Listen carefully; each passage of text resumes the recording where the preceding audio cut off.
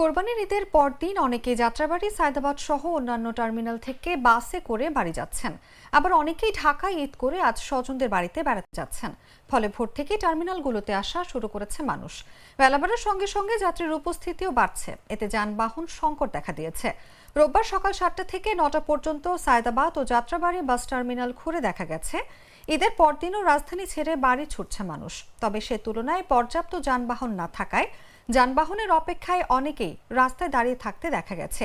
এই সুযোগে বেশি ভাড়া নিচ্ছে বিভিন্ন পরিবহন।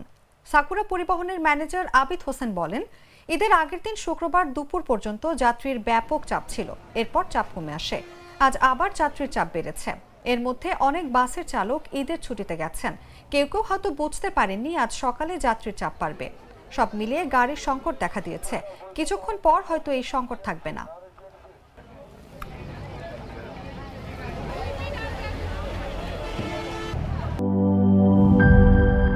একনল অ্যাডভান্সড হাইজিন সোপ, এবার জীবাণু ধুলাবালি ঘাম ক্লিন বোল্ড।